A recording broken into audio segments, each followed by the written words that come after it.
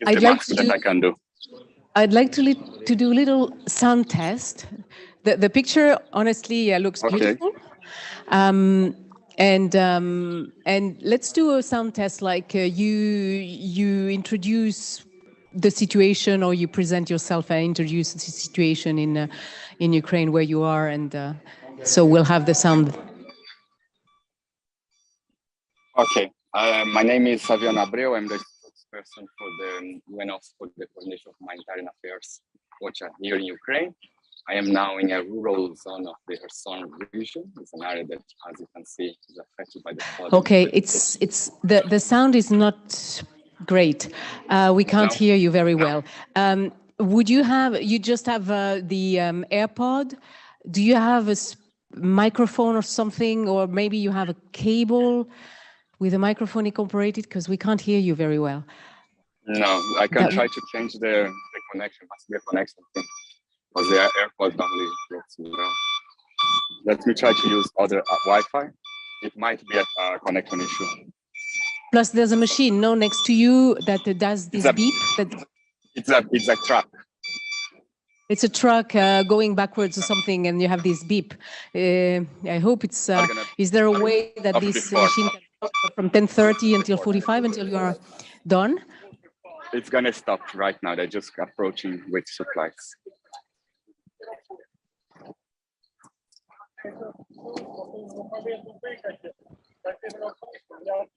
Okay, let's do that again. Now it's a bit quieter also around me. Maybe, yeah, okay. Be there and. Do you want me to try to change the connection first? Or makes no sense? Or it's not a connection. No, look, issue? now the sound is good. So speak a bit longer. Just say whatever cross your mind. Okay. So my name is Fabian Abreu. I'm the spokesperson for the UN Office for the Coordination of Humanitarian Affairs here in Ukraine. I am in the Kherson region. I'm in the rural area of Kherson that has been heavily affected by the war, and now it's also suffering the consequences of the catastrophic flooding that we had here since last week, when the Kakhovka dam was destroyed. Is it better? It's not optimum, honestly. What options do you have? You say change the connection, the connectivity? Or switch off the camera. It's really a rural area. I mean, there is not much that I can do here. Can you say that again, Saviano, please? It's a rural area. There's not much that we can do here. I can try to switch off the camera. It's the only option that I could. And you don't have anyone with you that would have a spare headphone with a microphone incorporated with cables? Sometimes it works a bit. I don't think it's that the problem. I've done it many times. I think it's the internet connection. That's why it's breaking. Okay. I did a video right now and I connected without internet, just recording the video, and the sound is perfect. It's internet. You are close to the front line, so it's really internet is really not great in this area. Yeah, I understand that. Even though the picture, the video is going wonderfully. Yeah, it's audio that is more our concern, and I think that you had a cable that would be better. No, Bluetooth. I really don't. I really cannot stop people from not there. I'm sorry. Let me try to change the connection to see if it improves somehow. 1 second. What other connections would you have?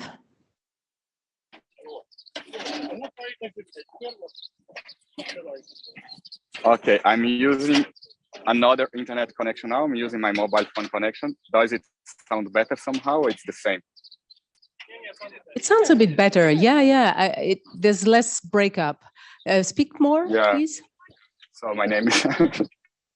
I'm gonna read my lines. So I'm gonna memorize them. My name is Saviano. I am the spokesperson for the UN Office for the Coordination of Humanitarian Affairs in Ukraine. I am one of the rural areas of Kherson, the Kherson region, an area that was already heavily affected by the war, and now it's also suffering the consequences of the catastrophic flooding that we have had here since last week, when the Kakhovka dam was destroyed. We are here today with some assistance. We are with my colleagues from WFP, from UNICEF. IOM just arrived and we bring in life-saving supplies, mainly water and food for people in a small village that is close here. 500 families are there, and they are in a really dramatic situation. We're going there by boats. You can see behind me. I don't think you can see the boat. Ah, they already left. Oh, they left. They left, Tahir? Did they leave already? Oh. Okay. Okay, Saviano. You okay. were Is it expecting better someone? or it's the same? Now I thought. No, I was just mentioning the boats behind me, but I realized the boats are not behind me anymore. So, sorry, I didn't get that. What did you say? Now I was saying that I mentioned that there are boats behind me, but I just realized that the boats are already left. They are not behind me anymore. Okay.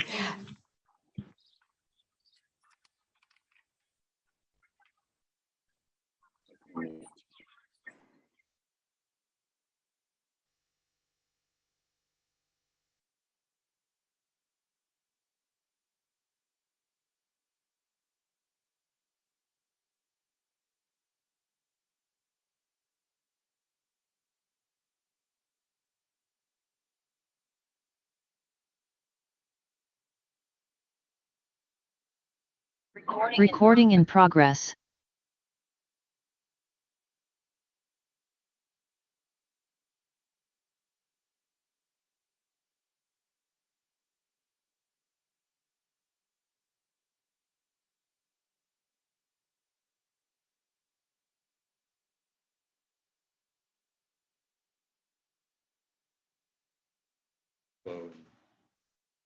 Saviano?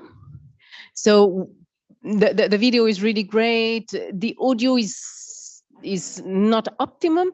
So we will ask you if you can, please, and I know you can, to speak very articulate and loud enough. So short, articulate, and brief, and that should do it. And maybe we'll ask you to repeat sometimes. So don't get too stressed out. Wonderful. Thank you, Saviano. We know it's not easy in these conditions.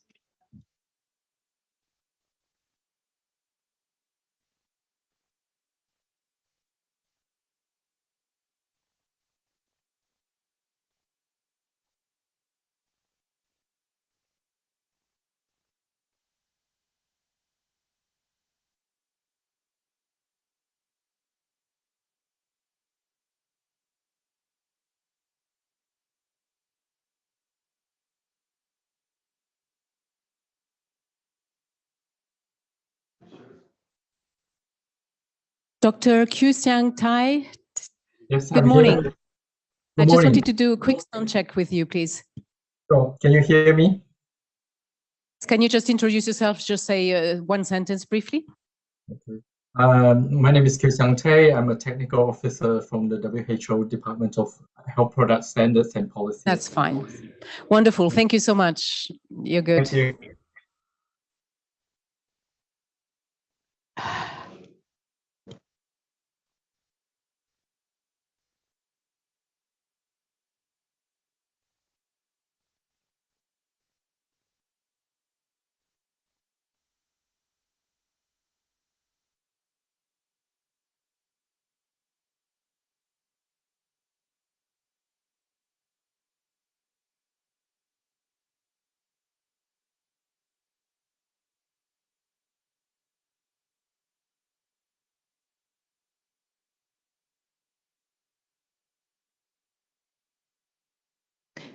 Dimitris, good morning.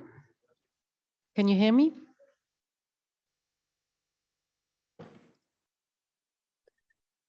Can you hear me? Good morning, Dimitris. Just wanted to do a quick sound check with you as well. Okay. Does I sound good? Yeah, just if you can say one sentence about, you know, the shipwreck in Greece. Okay. As you already, everybody knows, we had this incident close to the coast of Greece. Dimitris, sorry, I'm interrupting you because the sound is not good. Yes. Could you please, do you have a headphone with a microphone incorporated you could use, please? I will try to do this. Just a moment.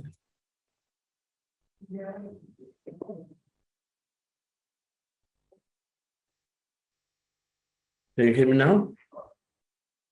Okay, can you do again, Yeah. say your sentence? Yes, yes, of course. If I'm okay now, we had this incident close to the coast of the western part of Greece on Wednesday, and we have many people trying to travel from Libya to Italy who have suffered the experience of drowning event with It's better, their but ship. sorry to interrupt. It's better, but if could you get closer to your router, your Wi-Fi router, because I Okay, think yeah. sometimes. Okay. I'll try to do this also. Give me a moment. Or if you can plug in, if you have an RG45 and you can plug in your laptop into your router. I don't have this facility now. I'm on Wi-Fi. Okay, can you get closer to the? Yes, I will do this. Fiber? Yes, I'm trying to do this in order to have a better signal. Thank you. Okay. Is it getting any better? We notice it when you speak, a long sentence. At the beginning it goes well, but at some point it can break up. So that's why I wanted to do a proper test, and if you can speak longer. Okay. I don't know if it's better now. Talking, If please. if the connection is correct, and I'll try to explain the situation of the people who have suffered the experience of this drowning event last few days. Thank you, Dimitris. Let's try to go like this. And if you want to untangle the wire on your headphone, you have time. Okay. Thank you. Okay. Thank you.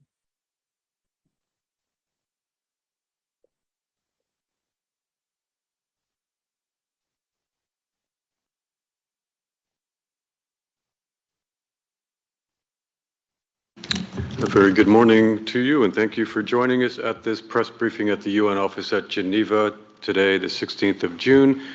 Another very dense program. We have a number of news items, announcements. We'll start immediately with our colleague from the Office for the Coordination of Humanitarian Affairs, who joins us from the Kherson region in Ukraine, Saviano Abreu, as you know, the head of communications for OCHA in Ukraine. He has an update on the response to the Kakova Dam destruction. Saviano, over to you.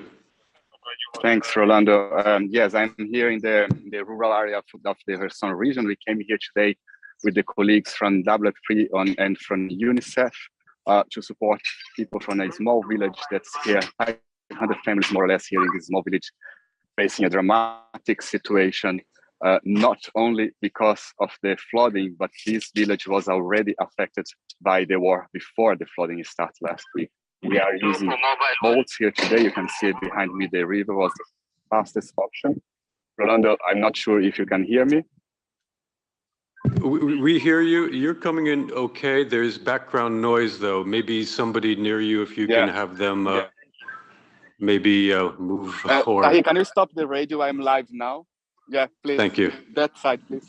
Sorry, we are in the middle of the operation, so you can imagine that the situation is not ideal. But yes, as I was mentioned, we are using today 4 boats to deliver assistance to these 500 families, a small community that is here close here where I am now. This community, they already have been facing the consequence of the war. This area was before under Russian control. Late last year, around November, it was retaken by Ukraine, and now they are facing this new catastrophe with the flooding here. So we bring in today life-saving water and food is the main needs of the population here in this area. And this is not our only convoy today. We also have another one to the Dnipro region. As you might already know, the situation with the destruction of the dam is not affecting here in the Kherson region with the flooding, but also causing a green situation now for people in other parts of Ukraine, mainly in the Dnipro region, because they are facing severe water shortage there. Our calculation is that 200,000 people in the Dnipro region, for example, they have already been cut off from water from their houses. But the number of families, of people that could face this same situation goes up to more than 700,000 people, because these were the people that would be, that the reservoir would be the source of drinking water around southern Ukraine, not only here in the Kherson region. The flood waters are receding, according to our colleagues from UNOSAT, from 600 kilometers square in the first days of the disaster. Now we have less than 200 kilometers square of flooding. It's visible here in the Kherson region. In the city of Kherson, it's visible that the water level is receding, but doesn't mean at all that is the end of the disaster, because the long-term consequences, as we all know, is going to just start now. So I think, Roland, I'm going to leave it here. And if colleagues have any question, I'm happy to take them. Thank you so much, Saviano. We do have a question. We have Yuri from RIA Novosti. Yuri, go ahead. Yes, and thank you for this opportunity. Could you go in the other side of the blank? I mean, in the Russian under Russian control sides, or you can be only in the Ukrainian side? And if yes, why can't you do in the other side? Thank you. Yeah, it's actually a very good question, and thanks for that. As we have been saying repeatedly, and the humanitarian coordinator Denise Brown even put a statement earlier this week, we have been requesting access and guarantees of safety from the Russian Federation to cross the front line, to cross the river and provide assistance on the other side. But we are yet to receive this kind of assurances. And that's why our response so far is only on the areas controlled by Ukraine. This is not a new development either. Since the escalation of the war in February 2022, we have requested the same kind of access from the Russian Federation. And since then, we could not cross the front line with a single truck of assistance. That's why our assistance on the other side of the front line is really limited. It doesn't mean that we don't have activities there. We have activities in the areas controlled by Russia, but it's not at a scale, it's not meeting the needs of people there. Thank you very much, Saviano. Further questions for Saviano? Yes, it's just a follow-up. Follow-up, sorry, go ahead. Yeah, just to understand, because you are saying that you request access and in the Russian Federation didn't give you the guarantees you need. But so does that mean that they say, no, you can't cross? Or does that mean that they are saying that you can cross, but only in these conditions, and these conditions are not enough for the UN? And who in Russia is saying, if someone is saying no, who is saying no, clearly? Look, these are negotiations that is still ongoing. The Russian Federation, we are in touch with different levels, at the most highest levels, at operational levels, but we are still in negotiations. We are still trying to cross, so to avoid jeopardizing any part of the process, because our main duty here is to support the people that need assistance. I'm not going to enter into the details on how the Russian Federation is responding now. I can say that in previous moments, we received no from the Russian Federation repeated times. Sometimes they only acknowledge the receipt of our request. It's not enough. It doesn't provide the safety guarantees. But in this specific operation now, I prefer to not enter into the details until, as it is still ongoing. Thank you very much, Saviano. Do we have further questions for Saviano? No, I don't see that's the case. I'd like to thank you very much for joining us, particularly. Oh, Gabrielle, Reuters, sorry. Gabrielle of Reuters, over to you.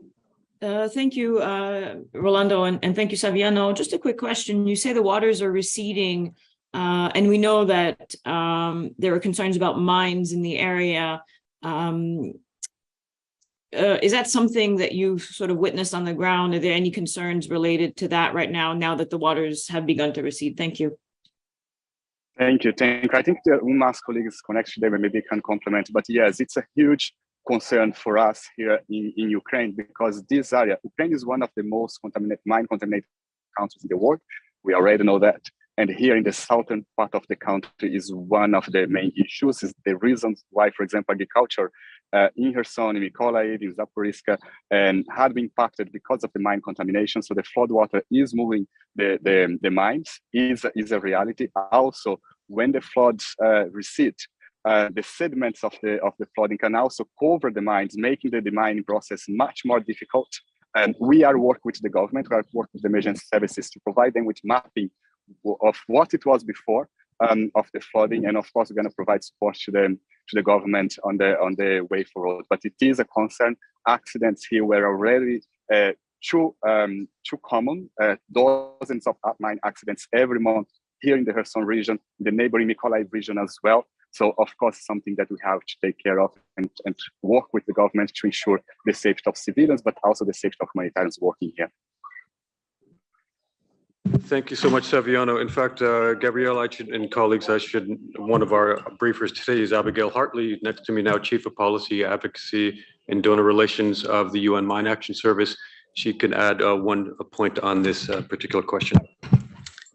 Thank you, and thank you to my colleague in OCHA who's given you a very clear and good overview of the situation. It is true that mines can be moved by water, usually when the water is moving fast enough to actually move the mines from where they've been buried before.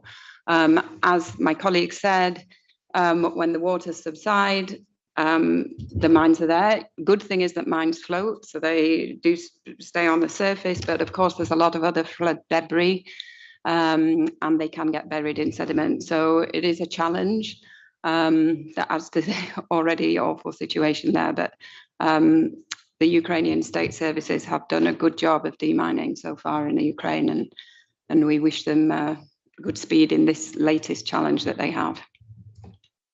Thanks very much, Abigail, for adding those points. Do we have questions, further questions for Saviano or perhaps Abigail? Okay, if you can stay here. Nina from AFP. Sorry. Are there any indications of casualties from the mines that you've seen, and how concerned are you about those casualties? Thank you. So if the question is for me, Yeah. no, I don't have information about casualty data in Ukraine or related to this. I do want to say that Paul Heslop, who is the UNDP, the lead agency for mine action in Ukraine, and Paul Heslop, who is the chief technical advisor for Ukraine, is coming to Geneva on Sunday. And I would be able to link you up with him, and he would be able to talk much more specifically about details, facts and figures from Ukraine. That would be most helpful. Thank you, Abigail.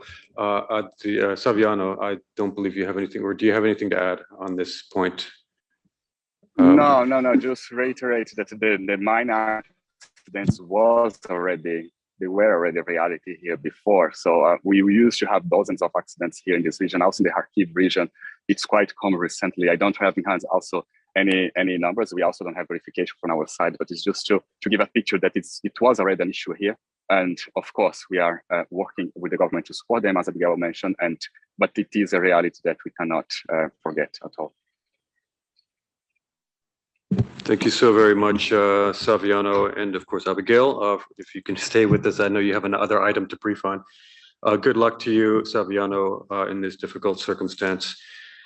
We're going to, maybe before we go to you, Abigail, we're going to shift to Sudan. We have a colleague waiting on the line from Port Sudan. We have Abdi Rahman Mayag, who's World Food Programme Sudan Country Director, who has an update on WFP pushes into new areas as emergency operations expand.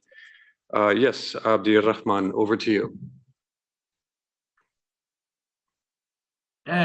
Greetings from Port Sudan. This is Abdurrahman Meigag. Thanks, Ronaldo. WFP continues to scale up its operations across Sudan and has so far provided emergency food assistance and nutrition support to over 1 million people in 14 out of the 18 states since resuming operations on 3rd of May. WFP is expanding to support to 5.9 million people across Sudan over the next 6 months.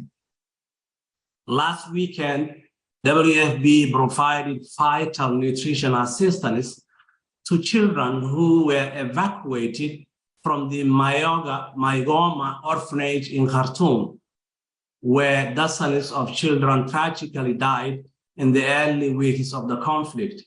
WFP also distributed emergency food to 300 children and their caretakers who are moved to safety in Wad Medani, Jazeera State. In Khartoum State, WFP continues its food distributions and completed distributions for a further 24,000 residents in Karari locality, northeast of Durman. A total of 54,000 people who are trapped by the fighting in the Khartoum metropolitan area have received support. WFP plans to support 500,000 people in the Khartoum state, and distributions will continue in Karari and other locations as and when security permits. WFP is also rapidly scaling up to support civilians who are fleeing Khartoum by the day and are arriving with little or nothing in Wadi Medani, Jazeera State, and various towns across River Nile and northern state. WFP completed emergency food distributions for 32,000 people in Shendi, River Nile State, and for 8,000 people in Wadi Halfa, northern state on the Egyptian border. Distribution is in Accra, El Matama, and Berber, all in River Nile State and Jazeera, are ongoing, and plans to distribute aid in Marawe and Dongola in northern state are underway. In the Darfuris, WFP has provided food aid and nutrition supplements to over 375,000 people in South, North, Central, and Eastern Darfur since resumption of our operations on 3rd May. There have been some breakthroughs in access, particularly in Darfur, where we have distributed food to 16,500 people in hard-to-reach areas in Shangel, Tobiah, and Shaddad, North Darfur. We're also looking at cross-border access to Western Darfur from Chad to address the needs of vulnerable people as a result of the conflict. Plans are underway to test the corridor from Kosti to White Nile to Nayala in South Darfur State. The first cross-border movement of commodities from Egypt to Sudan has been a success, as we have received 3 trucks last night that has crossed Egypt. This is another corridor that the humanitarian will also use for future. WFP is also providing emergency telecommunication services to all United Nations agencies and the wider humanitarian community in Sudan, where basic connectivity is challenging. The rapidly deteriorating security situation and attacks on aid is making it extremely challenging for WFP to support vulnerable families affected by the conflict. WFP appeals to both parties to the conflict to immediately stop the fighting and facilitate the safe delivery of humanitarian assistance. WFP assistance, assets, and premises have been repeatedly attacked and looted. Over 40,000 tons of food have been stolen and looted. That is around 1/3 of the total stocks WFP had in the country before the conflict. The total value of losses so far stands at over $89 million, which includes food, equipment, and assets. WFP is extremely concerned that the conflict could undermine the current planting season as farmers face insecurity and struggle to cope with soaring prices of fertilizers and seeds. The planting season for sorghum, one of the Sudanese main cereal crops, is expected to start in June. High costs of seeds and fertilizers and limited availability of cash and financing could lead to a below average harvest season in September. WFP requires $407 million through the rest of the year to scale up operations and reach 5.9 million people. An estimated 2 to 2.5 million people in Sudan are expected to slip into hunger in the coming months because of the ongoing violence. This would take acute food insecurity in Sudan to record levels, with more than 19 million people affected, which is 40% of the population. Thank you, Ronaldo, and over to you. Thank you, Mr. Megag. We have a couple of questions for you, starting with Peter Kenny of All Africa Media. Peter? Yeah, thanks for this briefing, Mr. Megag. I was just wondering, in how many states of Sudan is WFP providing support? And apart from Khartoum and Darfur, where are the needs the most serious? Thank you.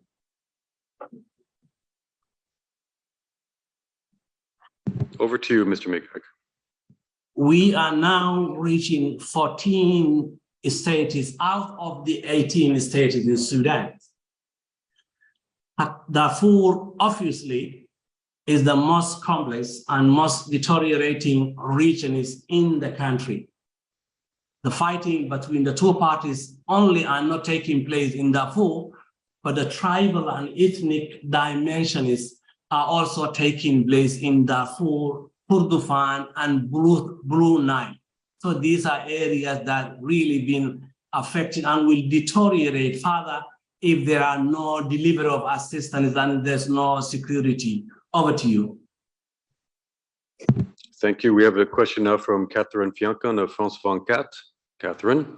Good morning, Rolando, and thank you to Mr. Megag for his briefing. I'd like just to come back on the figures. The last one he mentioned was $407 million, 407 for the rest of the year. Could you please tell us what the rest of the year is? Is it from June till December? And is it correct that it will reach 5.9 million people? Thank you so much. Thank you for that. Thank you for that question. In order to reach the target of 5.9 million people, we require 407 million for the remainder of the year, till end of the year, talking about June end to December. So for the remainder of the year, this is the amount of money we want to reach 5.9 million. Over to you. Thanks for that clarification. John Zarakostas. Yes, good morning, sir. I was wondering if you can bring us up to speed on what the World Food Programme is doing to deploy food for refugees that have fled Sudan into neighboring countries like Chad. The conditions from what we're hearing on the ground are appalling in these camps. And some of the officials are saying that they expect the number of refugees from Sudan into Chad, for instance, to double in the next few weeks. That's an excellent question. Honestly, the fighting and the crisis in Sudan has got strong dimensions regionally. And we know that more than 150,000 people crossing the border from Western Chad, from Western Darfur to Chad. And obviously the need is tremendous there. With the continuous fighting in West Darfur and in Darfur, we expect more refugees to cross the border.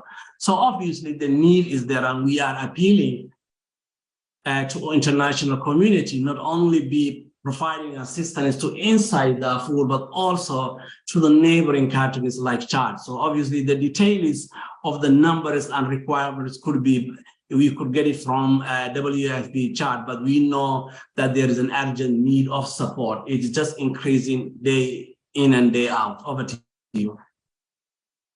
Thank you again. Lisa Schlein, Voice of America. Yes, thank you. Good morning. I'd like, first, if you would please be so kind as to send your notes like right away, because they're very important for our reporting. Yeah, I believe Ishita said that she will be sending those notes, Lisa. She'll send those notes shortly. Excellent. I actually do have a question following that. What is the current nutritional status in the country? If you have figures on malnutrition rates, how many children are involved, and your fears about how many children are at risk of dying because they are not getting the food that they need, nor apparently the special nutritional feeding that would be needed in order to make them healthier and to prevent this death. Thank you. Thank you. I think that's an important question. Obviously, the situation is deteriorating day in, and the number of people being affected are increasing, and those are being affected mostly are children. Assessments are always continue as the new displacement takes place. It is estimated more than 2 million people will be affected nutritionally, more than 4 million people suffering from acute malnutrition in the country. So obviously we will provide the details of the nutritional situation, but what we know is already 4 million people are already suffering from acute malnutrition. And if the situation continues, that number will increase. Obviously, over to you. Thank you very much. Gorgi Ndoye. Go ahead, Gorgi. Alors, c'est moi. Okay, bonjour. Can you hear me? Yes, we can hear you. Go ahead, please. Sir, from Sudan. My name is Gorgi. I'm a Senegalese journalist for Le Soleil and Continent Premier. Regarding this dire threat situation you shown us, I would like to know if you have been contacted by Mr. George Clooney, who've been very well interested about situation in Sudan and worked so hard before it has been divided into nations. Thank you. Did you get the question? He was asking about George Clooney, actually, if you've been in touch with him. If you had a response to that, I can tell you that Mr. Clooney has been very much involved in the activities of the UN in Sudan, in Darfur, in fact, since the conflict first erupted over a decade ago. But I don't know if you have something to add, Mr. Megag. Thank you. We haven't been contacted by George Clooney yet, but we welcome any celebrity or anyone who could really help us and help the international community, humanitarian community in the country to basically enlighten the world about the current situation that are taking place in Sudan. Over to you. Thank you very much. And of course, we would echo those sentiments. Any principal advocate on such dire situations are very much needed. Any further questions for Mr. Megag on this issue? I don't see that's the case. So thank you so very much for joining us from Port Sudan, Mr. Megag. We're going to stay on Sudan. We have Jeremy Lawrence of the Office of the High Commissioner for Human Rights, who has an update on the killing of a governor in Darfur. Over to you, Jeremy. Thanks, Rollo, and good morning, everyone. The High Commissioner is appalled by the killing of the governor of West Darfur, Khamis Abdallah Abakar, on the 14th of June, just hours after he was arrested by the rapid support forces in El Ganaina, capital of West Darfur, where the conflict has taken on an ethnic dimension, with the Rizagat Arab militias and other allied militias backed by the RSF targeting the Masalit community. The killing of the governor, who was himself a Masalit, came just hours after he had criticised the RSF in a TV interview over ongoing attacks by RSF mobilised Arab militias against the Masalit and critical infrastructure in El Ganaina, a situation he described as beyond description. All those responsible for this killing must be held to account, including those who bear command responsibility.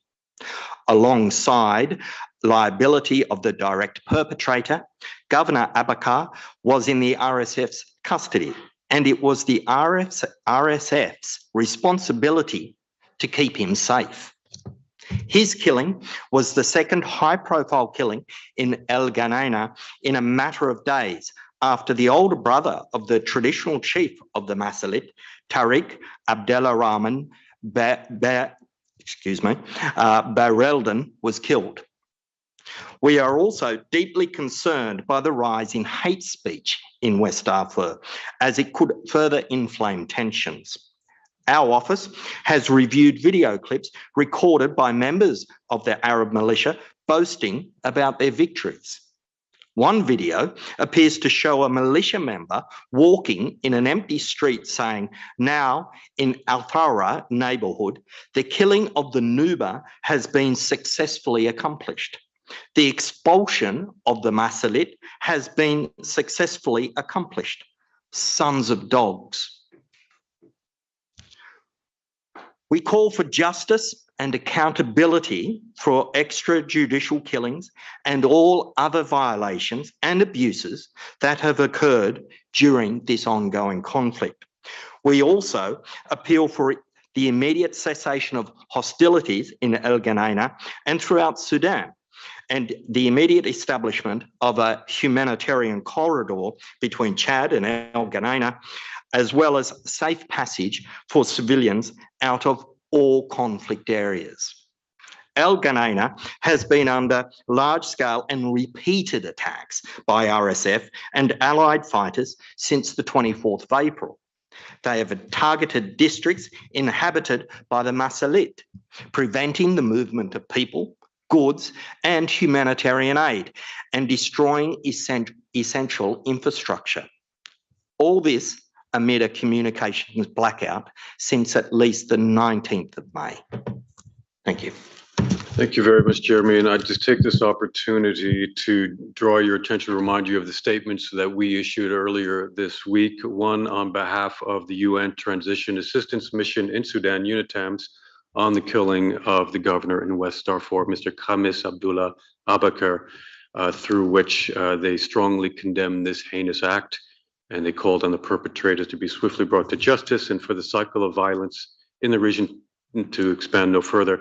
And this was preceded somewhat of an eerie premonition the day before by through a statement of the Secretary General, Antonio Guterres, who expressed his deep concern about the situation in Darfur, including the large-scale violence in El Ganaina, as well as other areas in the region. And through his statement, the SG reaffirmed the United Nations commitment to supporting the Sudanese people. Those two statements you have at your disposal. Questions on Sudan for Jeremy? I don't see that's the case, so thank you very much. And Jeremy, if you can stay here, I know you have two other items. Before we go back to you, let's turn now to Abigail, who has an announcement. One moment. Pardon me. Sorry, Gorgi. Sorry, I didn't see your hand up. Go ahead, Gorgi, please. Thank you. Thank you, Rolando. Can you hear me? I don't know if you can hear me or not. Yes, we can hear you. Yes. Okay, so question is, your colleague, I don't know who he is, his argument is based on ethnicities. I would like to know if the current situation in Sudan is being built only by ethnicities. Thank you. Listen, it's not only built on ethnicities. There's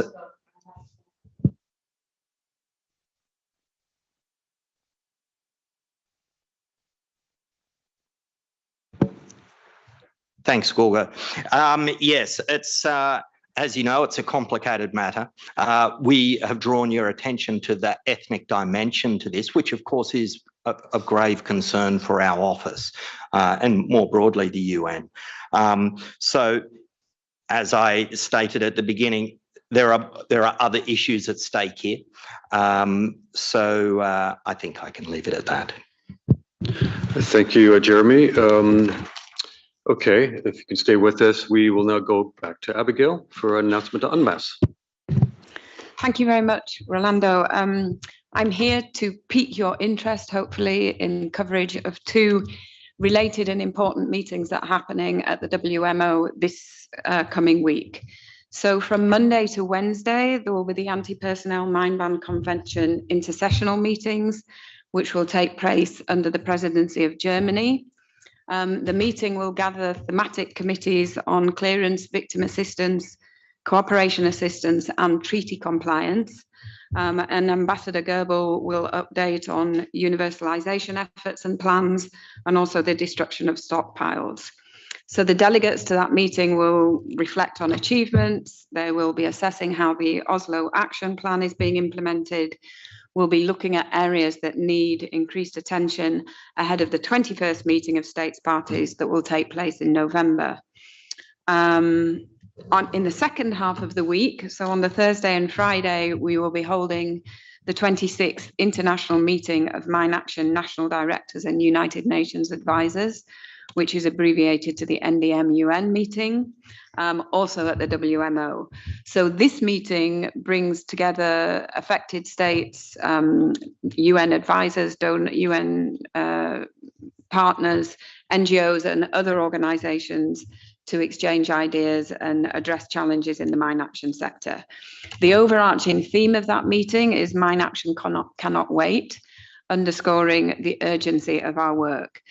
There will be an opening ceremony that will include remarks from the Deputy State Secretary of Switzerland, Mr. Thomas Gerber, also Director General Valavaya from UNOG, and the Secretary General's Special Advisor on Solutions to Internal Displacement, Mr. Robert Piper. During the 2 days of the meeting, topics that will be addressed will be durable solutions for displaced persons, mine action and the environment, care for survivors of explosive ordnance accidents, and innovations in mine action. So I hope that there would be something of interest to many of you in that meeting. Because of the popularity of the meeting and also restrictions in capacity of the WMO, we can't have all of the media there all of the time. But if you would like to cover the opening ceremony or any of those sessions, then my colleague Larissa Kirianova can help you with access to the building. I also just wanted to say that UNMAS Communications Officer Lee Woodyear will be in Geneva all of next week, and he would be able to contact you with national directors from Sudan, from Ukraine, from Angola to Cambodia to Mozambique, any country that you may have an interest in. We have people, either the national authority or NGOs from those countries.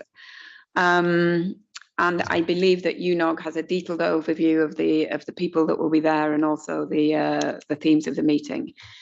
As well as those opportunities, here on Wednesday, the 21st of June, there will be a press briefing from 10:30 to 11:30. And the speakers there will be Eileen Cohn, she's the director of UNMAS, Ambassador Toscano, who is the director of the Geneva International Center for Humanitarian Demining. Also of interest, Giles Dooley, who is the Secretary General's global advocate for persons with disabilities in conflict and peace building situations. And he has recently been in Ukraine for, well, I think like about 4 months, Larissa, anyway, a significant amount of time working with people with disabilities in Ukraine. I think he would have really interesting things to talk and share with you. Also, Marianne Monroe, she's from Colombia. The government of Colombia's response to mine action in that country. And then, as I mentioned, Paul Heslop, he's the UNDP mine action lead in Ukraine. So those, the panel will be full of those more interesting people than me next Wednesday. So I really hope that you would be interested in that. So I warmly invite you, encourage you. We would really appreciate your advocacy for mine action during next week. Thank you. Thank you, Rolando. Thank you, Abigail. We have a couple of questions for you. John Zarakostas, go ahead. Yes, good morning. I was wondering, firstly, if your conference will be webcast, and secondly, if we can have the material sent in advance to the press corps. I'm particularly interested in the list of participants that will be attending and also the background documents. And I was wondering, what is the situation with Afghanistan? Will you have representatives from Afghanistan attending? What is the situation with demining in Afghanistan post September 2021? Thank you very much for the question. First, on webcast, no, it will not be webcast, but all of the sessions will be recorded and will be uploaded, to the NDMUN link, which I can share through this office, and also through Rolando's office can share all of the things that you asked for in terms of participant list and themes, etc. Afghanistan have not registered to participate in the meeting.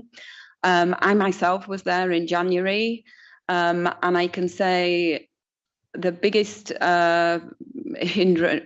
obstacle to demining there is a lack of resources from the international community. The program 10 years ago had 10,000 deminers. Now there's maybe 3,000. The interesting thing since the change in the regime is that security has drastically improved. So on the one hand, the mine action community have the opportunity to travel and carry out operations in areas that have been neglected for a decade. And the sad thing is that because of the situation there, we don't have the finances to be able to make the most of that opportunity. And I think that's hopefully answers your question about Afghanistan. Thank you very much. Catherine, François Cat. Yes, if I may, John has a follow-up. John, did you have a follow-up on that? See a few more hands coming up. Go ahead, John. Yes, I did. I was just interested to know if your conference will only look at anti-personnel, or would it also capture clusters and other ordinances? And secondly, I'm very much interested on how much of your funding goes for victims of anti-personnel mines. Traditionally, it's been an appallingly low figure. Thank you very much. So the first week, the Anti-Personnel Mine Ban Convention, the first meeting, which is Monday to Wednesday, that will focus only on anti-personnel mines.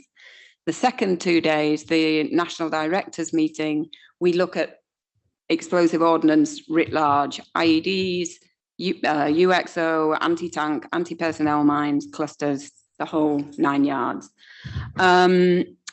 Your question about victim assistance, yes, unfortunately, about 4% of the total contributions to mine action. Unfortunately, that is the lower, a low proportion that goes to victim assistance. And with you, we are constantly advocating for an increase in that. And thank you if you highlight that somewhere. Indeed, thank you so much. We do have a couple more. So Catherine, back to you. Yes, thank you. Thank you, Abigail, for being at the briefing. Very interesting. Could you be kind enough also to share with us, maybe in the chat, your contact details so we can reach out, and also the contact details of the gentleman who is in charge of communication, Lee, you mentioned. That would be very helpful also.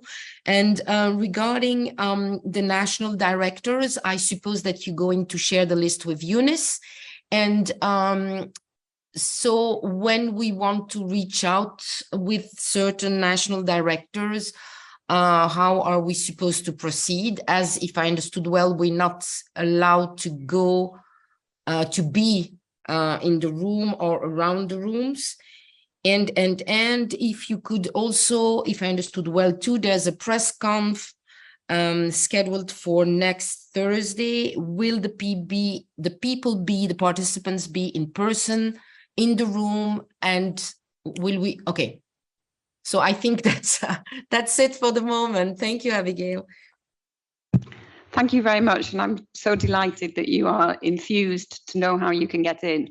My comment about not being able to come to the WMO, we're expecting that the opening ceremony will probably be the one where lots of people come, and then maybe less people as the week goes on. So for sure, my colleagues at UNOG will have Lee and Larissa's contact details, and they would be able to connect you with any of the national directors that you want to meet. And you would probably be able to meet them on the premises. I'm sure you have access to the WMO, or we can arrange it.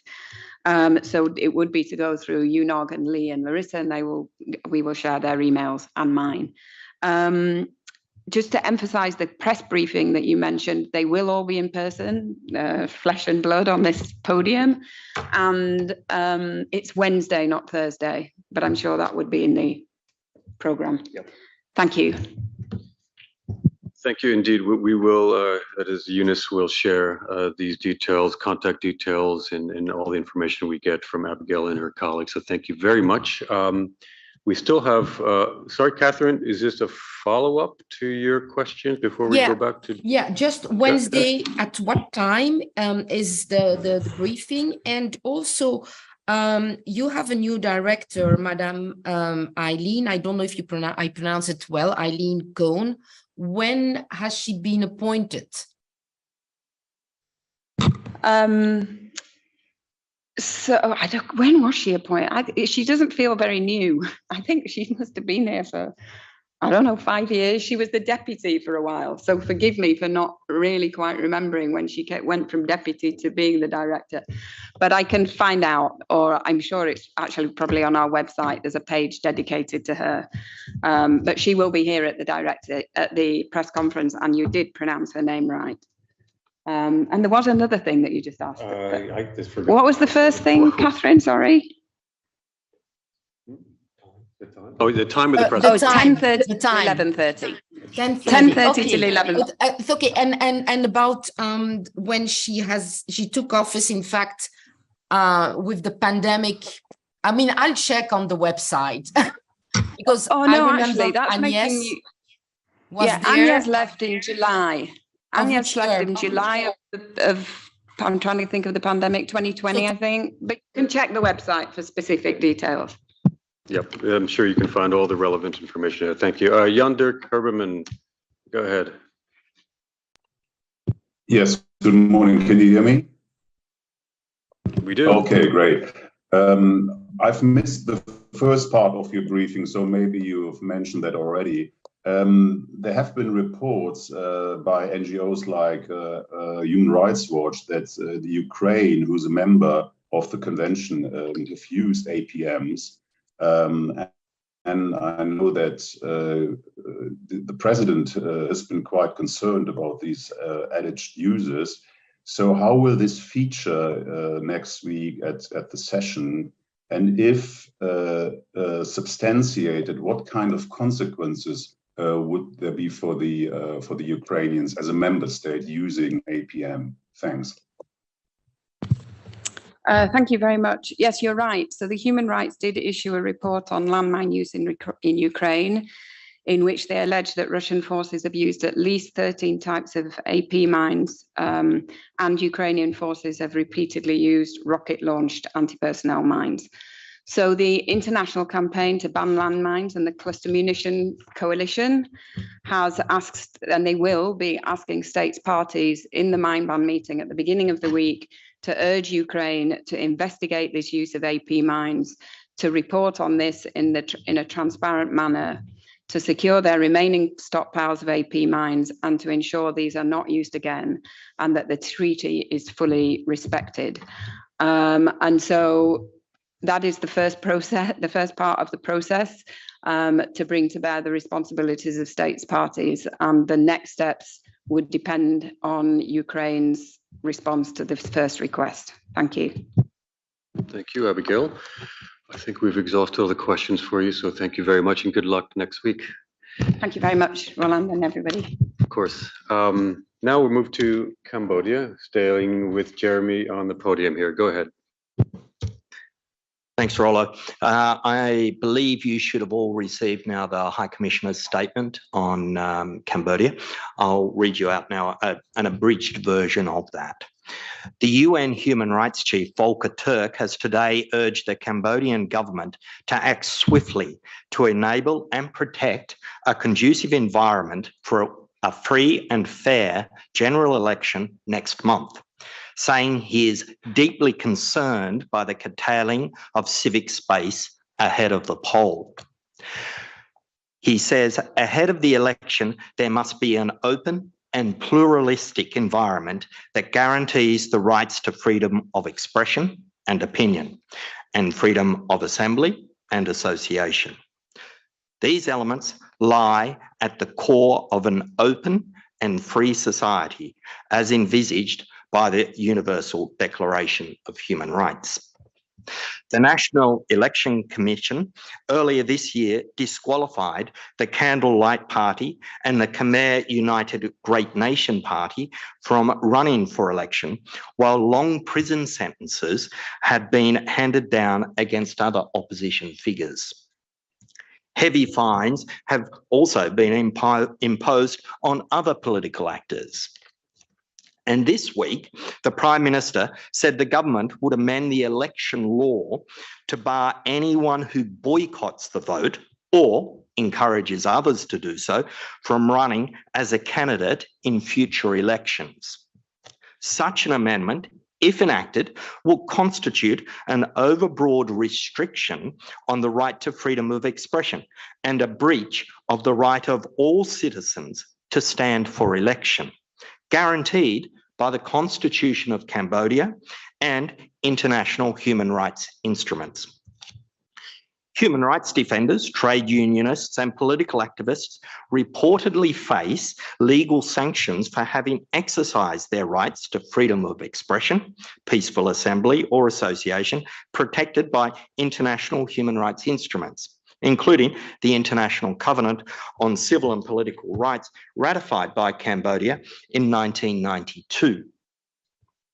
The High Commissioner says the Paris Peace Agreement and international human rights treaties are the guarantors of peace, prosperity, and a better future for Cambodia. He urges Cambodia's leadership to change course now to enable a vibrant civil society, a space for open debate, and respect for human rights. Thank you. Thank you very much, Jeremy. Questions on Cambodia for Jeremy? No, I don't see that's the case.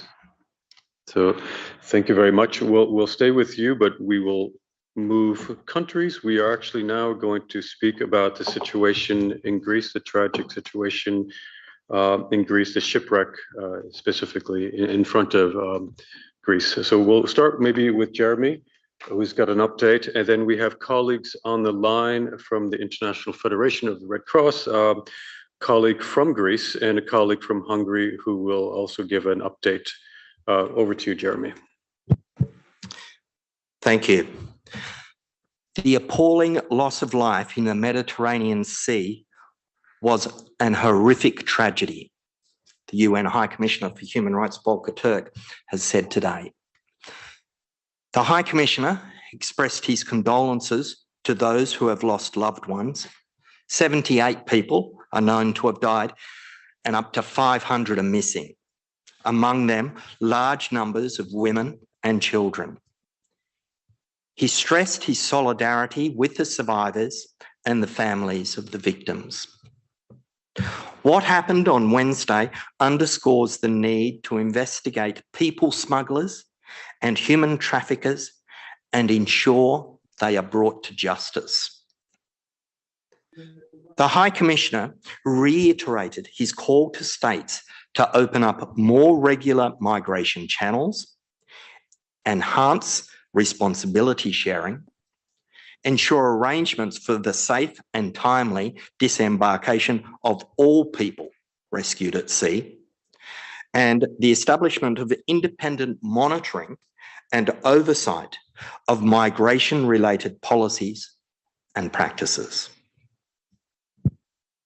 Thank you, Jeremy. We will, before we're taking questions, we'll hear from our colleague in Greece, Mr. Dimitris Chaliotis, who's a Hellenic Red Cross volunteer who was part of the rescue operations, and he joins us from Greece. And then we will hear from Jesse Thompson, IFRC's head of delegation in Greece. Over to you, Mr. Chaliotis. Good afternoon to everybody. As you already heard, the numbers of this devastating wreck were really high. Many people lost their lives, and many are missing in this wreck.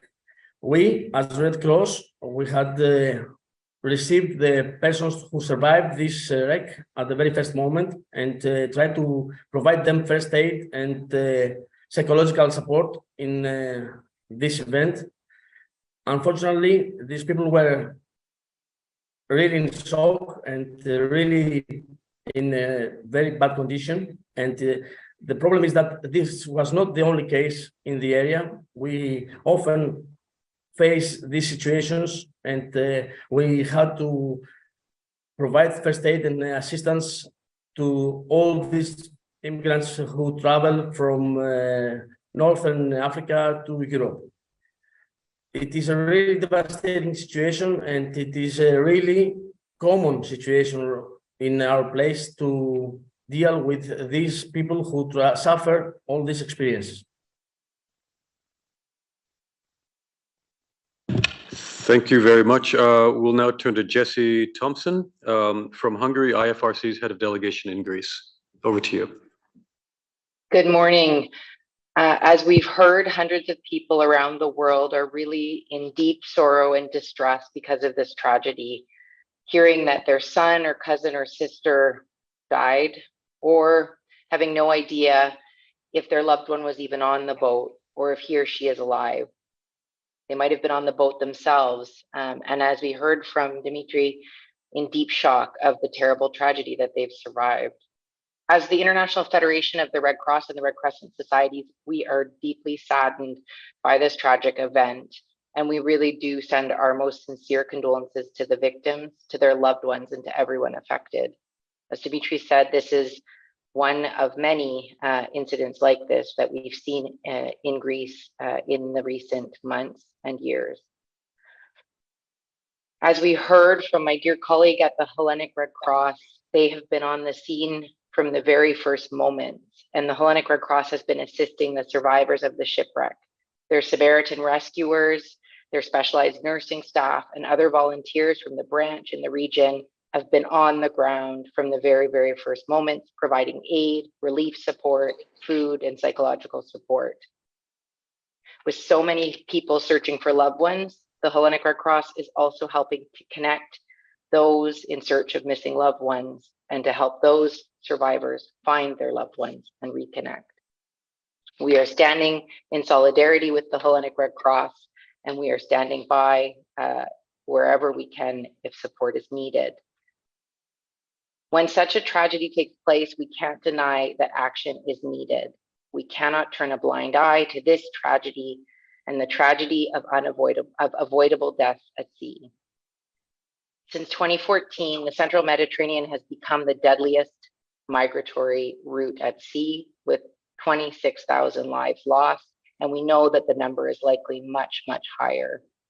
As the Red Cross and the Red Crescent, our priority is providing life-saving assistance and protection to migrants in distress, regardless of their migratory status. Through our partnership with the SOS Méditerranée, this includes humanitarian service points and humanitarian services to people rescued by the Ocean Viking in the Central Mediterranean. Since the beginning of this operation, more than 3,500 people have been rescued. More than 1,100 of those are children. But this is just a drop in the ocean. We need urgent action to prevent these tragedies, People who seek protection should be able to reach it in safety and with dignity. We must establish safe pathways for those in search of protection, and we call on states to establish and facilitate and coordinate search and rescue operations in the Mediterranean Sea, and to cooperate with each other to ensure appropriate and meaningful support for survivors. Tragedies such as this devastating shipwreck in Greece are preventable, and we must do everything in our power to respond. We thank the Hellenic Red Cross for their solidarity and for never wavering in their support to people in need and to migrants in need of protection and assistance. Thank you very much, Jesse, and to you, Dimitris, and of course, Jeremy here. We have a couple of questions for you. We'll start with Mohammed from the Anadolu News Agency of Turkey. And if you could kindly indicate who your question is directed to. Mohammed, over to you. Thank you, Rolando. Can you hear me? Yes, we hear you. Yeah. My question to Jeremy. Yesterday night, Frontex said that they detected the capsized fishing boat and carrying migrants and reported it to Greek local authorities. Do you think that there is any negligence of Greece in this case? And my second question, short one, it was claimed that the Greek Coast Guard teams tried to push the fishing boat into the Italian waters. What would you like to say about these two short questions? Thank you. Yes, thanks for your question. Listen, it's still relatively early days in the way the events are unfolding here, so it would be premature to point the finger at anyone or apportion blame.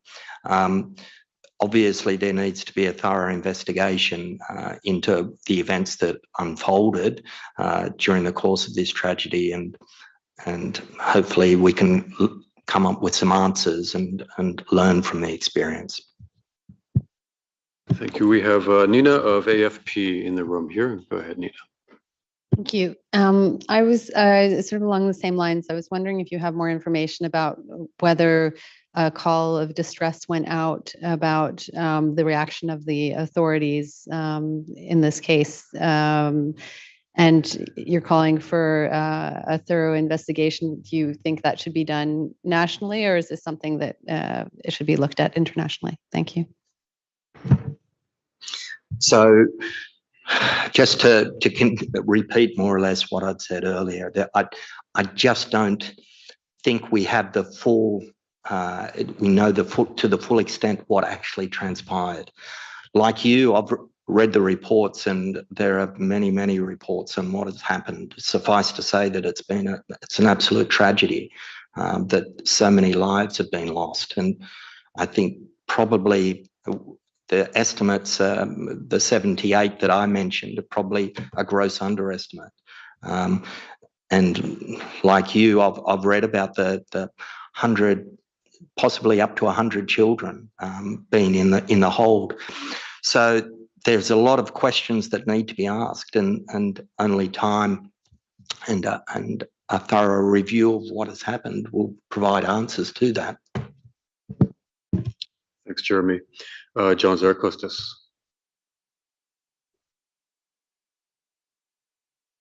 Yes, good morning. My question is first to the representative of the Hellenic Red Cross. I was wondering, sir, can you hear me there? Yes, Hello? Go ahead, John. Can you hear me? Yeah. Can you give us some details on the early triages? What were the symptoms of the survivors? Was it, besides hypothermia, also a big shock? And what sort of treatment have you given these people? And have they been taken to other facilities from Kalamata? And I have a follow-up question to perhaps the representative of IOM and to Jeremy as well. Thanks. Okay, Dimitris, if you could, did you hear the question okay? Yes, I hear the question. Okay, there were many please. people.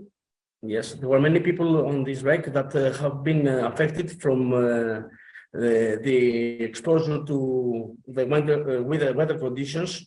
There were many days ship traveling, and there were some sunburns on the skin, and there were hydration because they were not supplied properly with water. And moreover, there were some cases of drowning symptoms due to the wreck situation that happened. So many of these people have, among other symptoms, this kind of symptoms I just mentioned. Many of them have been sent to the hospital for better treatment where they were needed for intensive care. And some of them have already still been in the hospital. 27 of them are still in the hospital for more care in their problems. The rest of them, the people, are in good shape right now, and we have treated them well, and they have been able to move with at the next step of the procedure that they are going to experience. Thank you very much, Dimitris. John, you had a question for IOM. Yeah, Paul is on the line, so maybe go ahead. Yeah, I've got a question for Paul and also for Jeremy. Both of you, according to eyewitnesses who were on the boat, some of the passengers on this tragic trawler had paid $4,000 to $6,000 for the passage across the Med. My question is, with this likely to continue in the summer season, what is being done by IOM to monitor the departure of these vessels from the various ports in North Africa, whether it's Tobruk or elsewhere? Also, the reports mention what you mentioned, Jeremy, that in the lower deck, what was traditionally the refrigeration system of the trawler, there were women and children who certainly perished. These smugglers, how does international treat them? If Jeremy, let's start with you, if that's okay, then we'll go to you, Paul. Go ahead, Jeremy. Yeah, thanks, John. On the chain of events, I think it's, again, maybe it's great Paul's here from the IOM. Maybe he can expand a bit more on that. If I could just reinforce what the High Commissioner had said earlier, and in fact, what he had said only a few months ago when there was yet another a tragedy of not of the same scale, but similar loss of lives. And he had said at the time, experience teaches us that adopting a tougher line on curbing irregular migration will not prevent departures, but rather result in more human suffering and deaths at sea. So instead, it would be far better for countries to provide safe and regular pathways for migration and prevent unnecessary deaths. I think I'll leave it there and let Paul jump in. Thanks, Jeremy. Paul? Yeah, thanks very much for your question. Look, we're not in a position to confirm one way or another the dollar values that you've heard. But what we do know from years of experience is this is an incredibly lucrative illicit trade. Thousands of people are on the move, not just across the Med, but in other parts of the world. And in many cases, those irregular journeys are indeed facilitated by smugglers and traffickers along the way. This is one of the reasons why we've consistently called for concerted action to dismantle the criminal networks that are benefiting from this, that are putting a dollar value on the heads of each and every person who is attempting to improve their own lives by making these migratory journeys, who are profiting from the desperate dreams of migrants and refugees, and indeed facilitating dangerous journeys like this tragedy we are seeing unfolding in the waters off Greece this week. Many thanks, Paul and Jeremy. Questions now from Gorgi. Go ahead, Gorgi.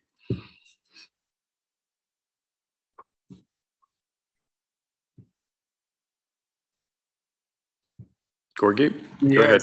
Thank you. One question first for the representative of the Human Rights Council. Did the High Commissioner require for an international inquiry commission for this?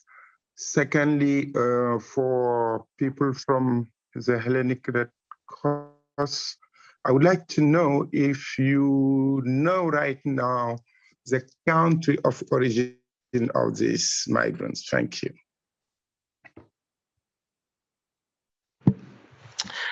Thanks, Gorgi. What I'll do is refer back to the statement by the High Commissioner, and in that he had underscored the need to investigate people smugglers and human traffickers and ensure they are brought to justice. So we're aware of the news reports that the Greek authorities have arrested 9 suspected people smugglers who are believed to have piloted the overcrowded fishing boat. And it's essential in a case such as this that accountability is crucial. Thank you very much. On the country of origins, either Jesse or Dimitris?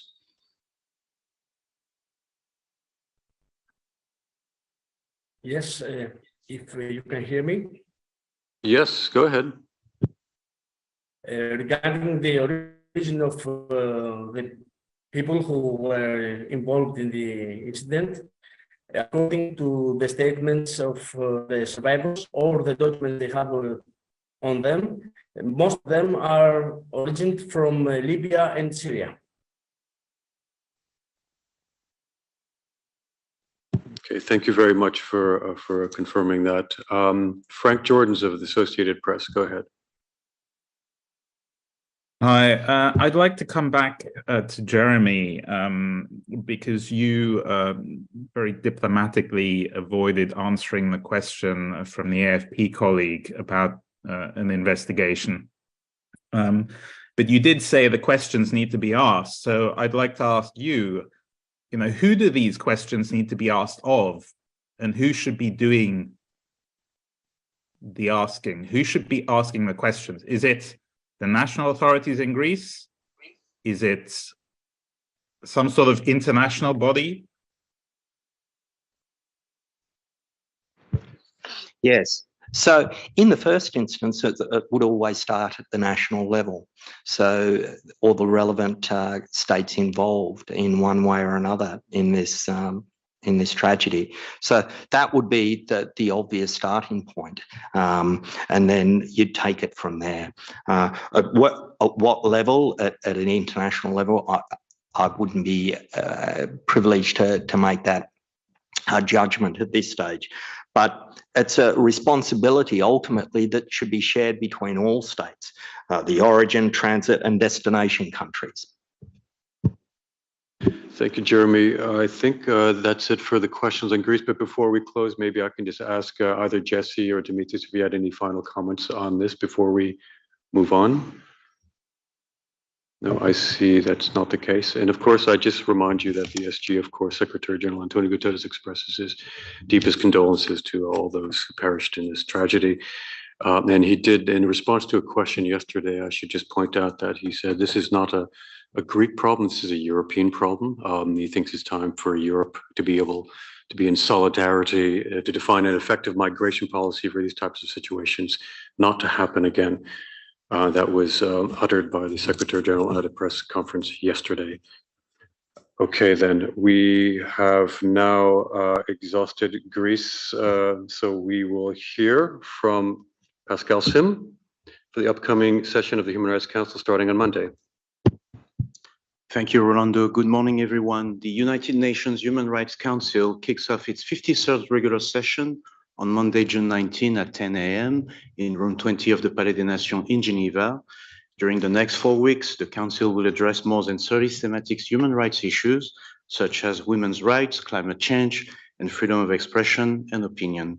In addition, around 40 countries will be the subject of discussion during this session, including Ukraine, Myanmar, Sudan, Iran, Venezuela, Israel, and the occupied Palestinian territories. I just want to highlight that the 53rd session of the Human Rights Council will begin with a presentation of the High Commissioner for Human Rights, Volker Turk, of his annual report. And on the first day of this 53rd session, the Human Rights Council will hold interactive dialogues on 3 country situations. The Council will first hear about the situation of women and girls in Afghanistan from the Special Rapporteur on this country, Richard Bennett, and from the Working Group on Discrimination Against Women and Girls. At lunchtime at 2:10 p.m., the Special Rapporteur and the chair of this working group will give a press conference. They will provide their observations on their reports. In the afternoon, the Council will discuss the human rights situation in Sudan with a report presented by the High Commissioner and with the participation of his designated experts on the country, Redouane Wisser. And the Human Rights Council will conclude the opening day of this 53rd session with a meeting on the human rights situation in Eritrea, and we will hear from the Special Rapporteur on this country, Mohamed Babikar. So for the latest update on this 53rd session, please check our program of work on SCED. It's hrc53.sced.com. Our country situations and human rights thematic issues that the Council will address during this 53rd session are listed in the A to Z guide that I have in my hand and that you can find online on the sessions page. And I invite you to use and monitor the hashtag HRC53 on social media so that you can follow all latest news and join the broader conversation on human rights during these next 4 weeks. Thank you. Thank you very much, Pascal. We have a question from Lisa Schlein of VOA for you. Yeah, good morning, Pascal. Off and running again, huh? A couple of quick questions. What time does the High Commissioner give his report? And then regarding the situation on Sudan, who will be participating in that? Thank you. Okay. So for the presentation of the High Commissioner's annual report, we expect it to start right after 10 a.m. That would be the first item to be discussed during this session. Regarding the human rights situation in Sudan, so the meeting will start at 3 p.m. As I said, we expect the High Commissioner to present his report. The designated expert, Redouane Wisser, will be here as well. The Sudanese ambassador in Geneva should be the one representing his government. I don't have the other list of speakers, but I can send it to you by email right after.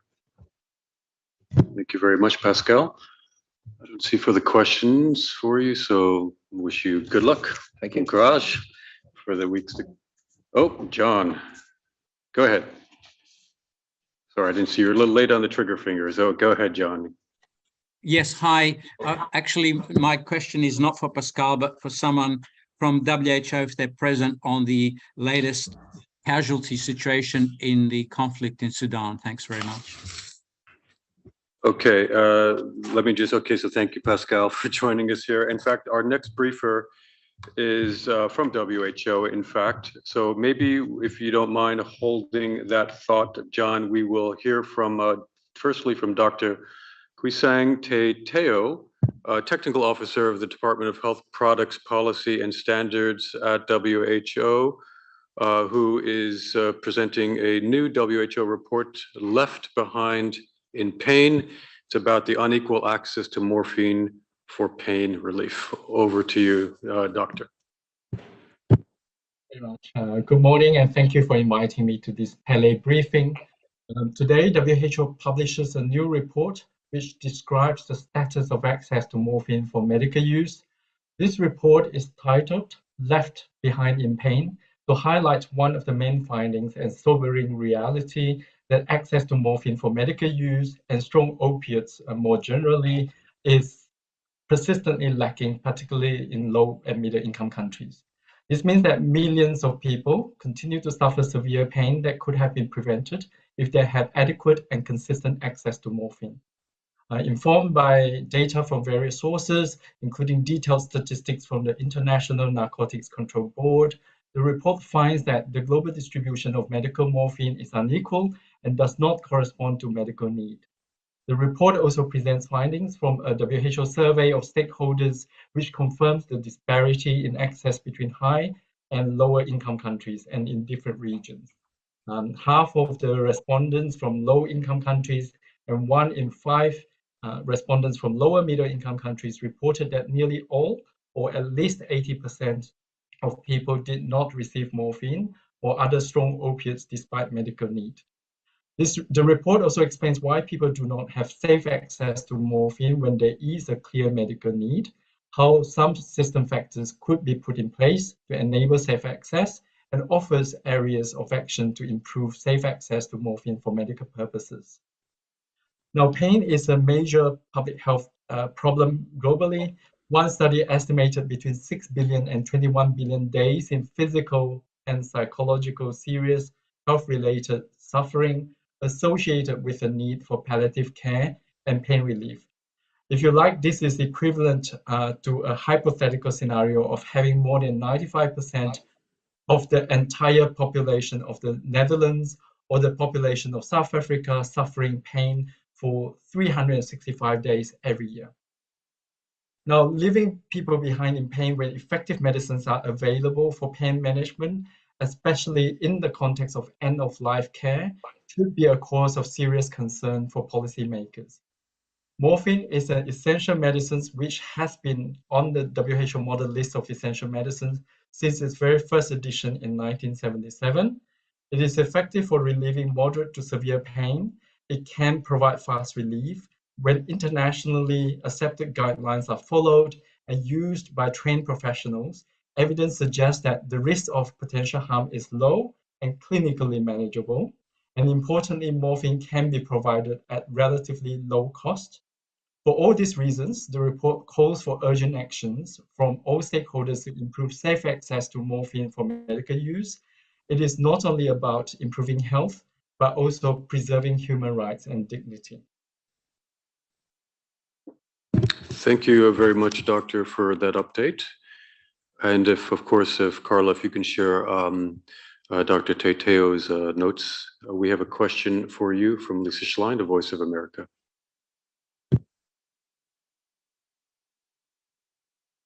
Yes, good morning. The question actually, it's something that I keep hearing over and over and over again. It never seems to be resolved, that I have heard from WHO experts and others who say that morphine, that health providers very often do not provide morphine to patients in great pain because of the fear of addiction and some sort of moral hesitancy, and that this exists even when people are in a terminal state in their health. Do you see this as an ongoing huge problem, and how would you overcome it if you can? It hasn't, I mean, it has persisted for so long. Thank you. Thank you for that question. So concerns about the potential harmful effects of opiates, including morphine, are valid, and such as their potential to lead to opiate use disorder, or more commonly known as addiction. For this reason, a certain amount of caution about the potential harms of opiate use, such as in chronic non-cancer pain, is good for public health insofar as it is well-informed and proportionate to risk. So such concerns should not undermine the benefits of opiate use when clinically indicated and when used safely by trained professionals. So we recognize that, as per the WHO survey as well, there are some persistent beliefs and misconceived beliefs about the potential harms that may arise. But just to give you an example, for example, people receiving morphine and other strong opiates in doses high enough to cause sedation may also experience respiratory depression. So if severe and if left untreated, respiratory depression can be fatal.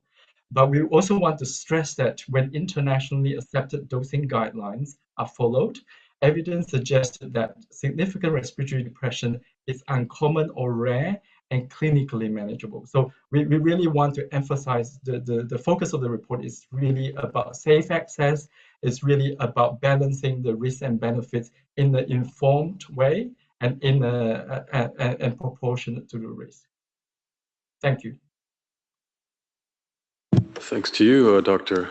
And I note that Carla has shared your notes, so thank you for that, Carla. Further questions for Dr. Teteo? No, I don't see that's the case. So we'll turn, I note your question for WHO on Sudan. John, we'll come back to you, but first let's hear from Claire Nullis of the World Meteorological Organization, who has an announcement on the European State of the Climate Report and WMO Roundup of Extraordinary Climate Records. Claire, over to you. Yes, so good morning, everybody. The World Meteorological Organization on Monday will issue a regional report on the state of the climate in Europe in 2022. We're doing this in conjunction with the European Union's Copernicus Climate Change Service and a number of other partners. It will be released at a climate change conference in Dublin, Ireland, which will be attended by WMO Secretary General Professor Tallis and obviously a number of other officials. We've sent out the press release under embargo. I'm not aware that there is an actual press conference planned in Dublin, and we're not responsible for arrangements. But if you would like any interviews, please get in touch with me, and I can certainly facilitate this. The report is for 2022, but obviously, a lot of the extreme events with many impacts that we saw last year are continuing this year. So this afternoon, hopefully on our website, and I can show you the link when it's posted, I will post a roundup that we've compiled of some of the new reports, new climate monitoring reports that we've received in May and for early June, but just to give you a flavor of it, May was one of the warmest Mays on record for the third consecutive month. Antarctic sea ice for the month of May was at record low. Greenhouse gas concentrations at Mauna Loa, which is the benchmark station in WMO's Global Atmosphere Watch Network, have surged. And what we're seeing in June is really concerning. Already in May, global ocean surface temperatures hit a record high for the second consecutive month. What we're seeing in June is that sea surface temperatures in the Atlantic are really off the charts. Air surface temperatures in early June are also at record levels. So I will be sending out, I'm sort of busy still, finalizing it, but we'll put it on our website this afternoon ahead of the launch of the European report on Monday. And if you've got questions, please, please contact me. Great, thanks very much, Claire. Questions now for Claire? I don't see that's the case. So thanks very much for that update, and good luck next week at the launch of that important report. John, let's go back to you for your, oh, sorry, Catherine, stay with us, Claire. I think we have a question for you, Catherine. Oh no, ahead. It's not for Claire. Thank you, Claire. Hi. Okay, thank you, Claire. Sorry for that. And happy birthday, John, by the way. Okay. No, it was just, Rolando, it was just to kindly remind OCHA, Mr. Abbe, not to forget to send his notes on Ukraine. D'accord. Okay, Merci. we will. Okay, we are, through your comment right now, we are reminding our colleagues at OCHA to do so. Thank you. John, you have a question for WHO on Sudan. Carla is still with us, so please go ahead. Yes, good morning, Carla. I was interested in the latest update on casualties in Sudan. If you have an update from your country office, thanks very much. Hi, John. Thanks for the question. And yes, I sure do have that update for you. 2 months on, the violence in Sudan continues to make the delivery of healthcare increasingly difficult. In Khartoum, fewer than 1/5 of health facilities are fully functional. Insecurity is preventing patients and health care workers from reaching hospitals. Health facilities, assets, and staff are being attacked. Nonetheless, Sudanese health workers are showing enormous courage and resourcefulness to respond to the growing needs. And of course, WHO is there to help them. Here are your key facts and figures at a glance. Casualties as of the 14th of June, 2023. Please note these figures are from the Federal Ministry of Health and are not independently verified by WHO. Overall injuries, 11,704. Deaths, 1,073. Khartoum State, injuries, 3,508. Deaths, 230. 24.7 million people need humanitarian aid.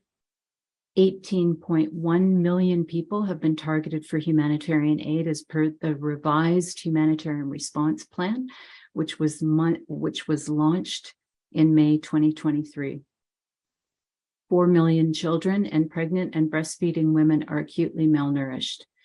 More than 100,000 under 5 children with severe acute malnutrition with medical complications are in need of specialized care at stabilization centers. And I'll just give you a little bit on displaced people. So some 3.7 million people were already internally displaced prior to the conflict, mostly in Darfur. Nearly 2.2 million people have been newly displaced due to the conflict, over 1.6 internally, and more than 528,000 have crossed the border into neighboring countries as refugees, asylum seekers, and returnees. That is what I have for you on the latest casualties, deaths, etc. Thanks very much, Carla, and I'm sure that you'll be sharing those figures. Lots of numbers, they're important numbers indeed. John, did you have a follow-up? Yes, I did actually. Carla, thanks very much for the update. With regards to the more than 100,000 children under 5 that need stabilization care for suffering from severe acute malnutrition, how many of these children are being reached at the moment of the 100,000 more, and how many are not? And what is the risk that they'll perish unless they're reached very soon? Perhaps if there's a colleague there from UNICEF, because I think that's an area they specialize in if they're there as well. Along with other humanitarian agencies, John, WHO is working intensively to continue to distribute life-saving medical supplies. We've sent a total of 170 metric tons of medical supplies worth $1.6 million US, including for trauma and injuries, chronic diseases, and infectious diseases, using all possible means of transportation, air, land, and sea. These supplies are crucial to addressing the urgent healthcare needs of the affected population, including the under 5s, and supporting the efforts of healthcare providers and organizations in Sudan. But limited access and insecurity do continue to hamper our efforts to save lives. Thanks very much, Carla. And I don't think James from UNICEF was online earlier, but perhaps if you can liaise directly with him for any further questions. I don't see any further hands. There was a hand up, but it disappeared. So I think we are clear. Yes, okay. I just have a few very brief announcements before we wrap up our briefing today. Just consistent with what Claire was speaking to earlier about climate change, I just wanted to draw your attention to the statement we shared with you last night from the Secretary General Antonio Guterres following his meeting with a group of civil society climate leaders from around the world yesterday in New York. In his statement, he called for the immediate global action towards net zero emissions, which, he says, must start with the polluted heart of the climate crisis, the fossil fuel industry. We are hurtling towards disaster, eyes wide open, he said. It's time to wake up and step up. That's a statement that we shared with you yesterday. In terms of meetings here, you heard extensively from my colleague Pascal on the Human Rights Council session. We don't have other treaty body meetings next week. There is a meeting in New York I wanted to flag to you. We did share with you in media advisory pertaining to Haiti. There's a special event on Haiti taking place at UN headquarters later today, specifically at 4 p.m. our time. And this is titled Saving Lives, Addressing the Food Security Needs of Haiti.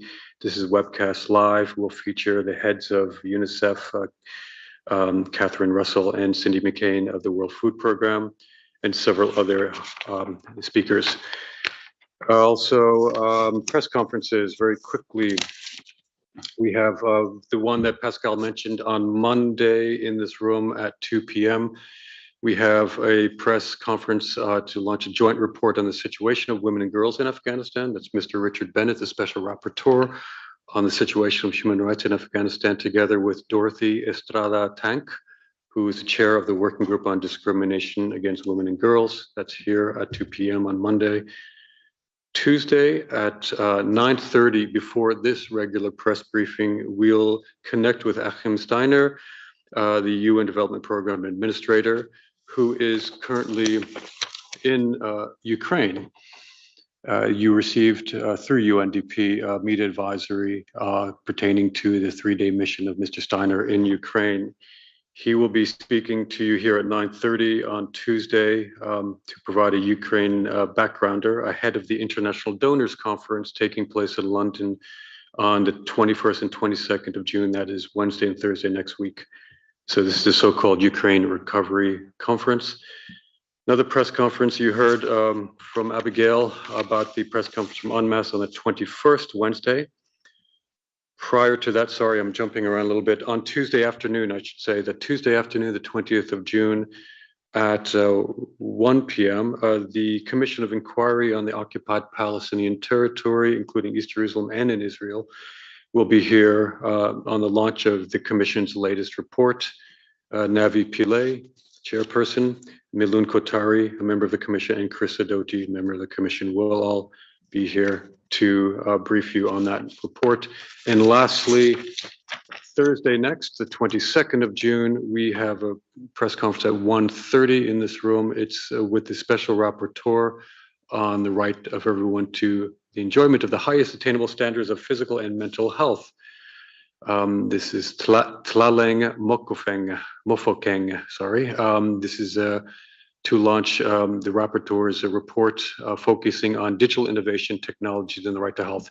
We have shared these advisors with you. On that note, very last note, just to say that today is International Day of Family Remittances, and there are several other observances coming up. Too lengthy to mention here, but just noting today is International Day of Family Remittances, with over 50% of remittances are sent to households in rural areas, where 75% of the world's poor and food insecure live.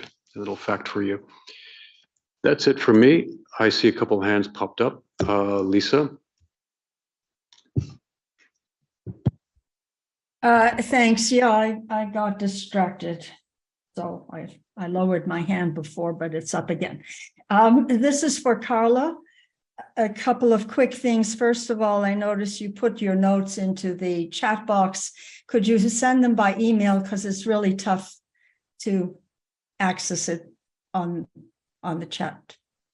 Sure, I'll do that for you, Lisa. Yeah, for everyone. Thanks, appreciate that. Then I'd like to know whether you talk about the need for stabilizing care for malnourished children. Is that synonymous with providing these children with life-saving nutritional treatment? And would you say that these children, if they do not get this treatment, that they are at risk of death? Thanks for that question. So